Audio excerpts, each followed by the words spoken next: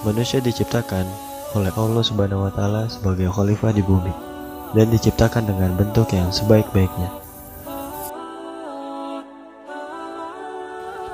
Di dalam Al-Quran, manusia disebut antara lain dengan, yaitu yang pertama Bani Adam, yang kedua Al-Bashar, yang ketiga Al-Insan, yang keempat An-Nas, dan yang kelima Abdun.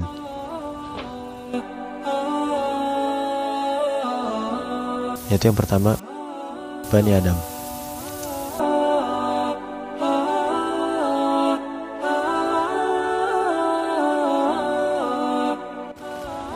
Karena manusia itu pada hakikatnya adalah turunan dari manusia pertama, yaitu Nabi Adam alaihissalam.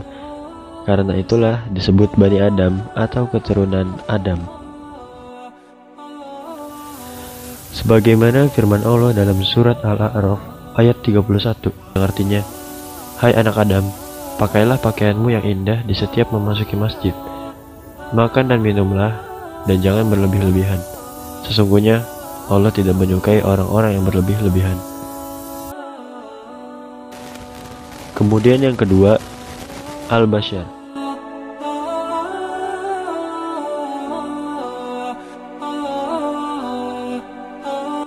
Dari aspek biologis, manusia disebut dengan Al-Bashar yang mencerminkan sifat-sifat fisik, kimia, dan biologisnya. Manusia perlu makan, minum, dan lain-lain. Sebagaimana firman Allah dalam surat Al-Mu'minun ayat 33 yang artinya, "Dan berkatalah pemuka-pemuka yang kafir di antara kaumnya dan yang mendustakan akan menemui hari akhirat, dan yang telah kami mewahkan mereka dalam kehidupan di dunia. Orang ini tidak lain hanyalah manusia seperti kamu. Dia makan dari apa yang kamu makan dan meminum dari apa yang kamu minum."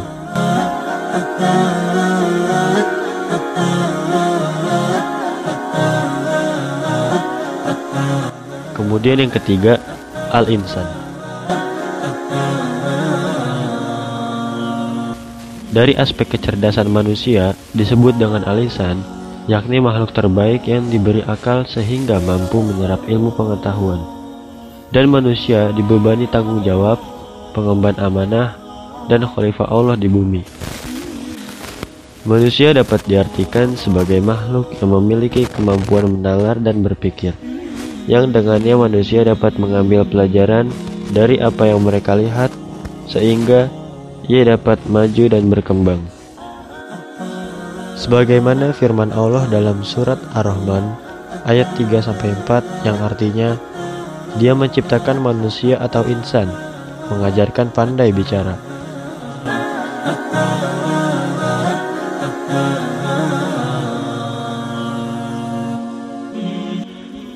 Yang keempat, An-Nas.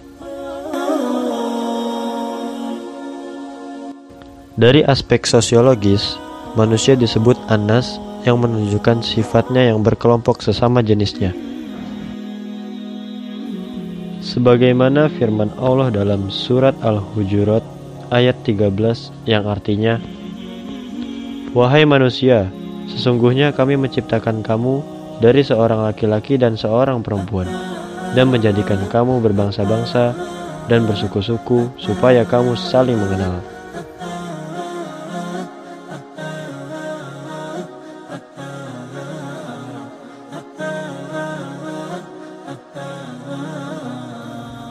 Yang kelima, Abdun. Dari aspek posisinya disebut Abdun atau hamba yang menunjukkan kedudukannya sebagai hamba Allah yang harus tunduk dan patuh kepadanya. Sebagaimana firman Allah dalam surat Saba ayat 9 yang artinya, "Maka apakah mereka tidak melihat langit dan bumi yang ada di hadapan dan di belakang mereka? Jika kami menghendaki, niscaya kami benamkan mereka di bumi atau kami jatuhkan mereka gumpalan dari langit. Sesungguhnya pada yang demikian itu benar-benar terdapat tanda kekuasaan Tuhan bagi setiap hamba yang kembali padanya."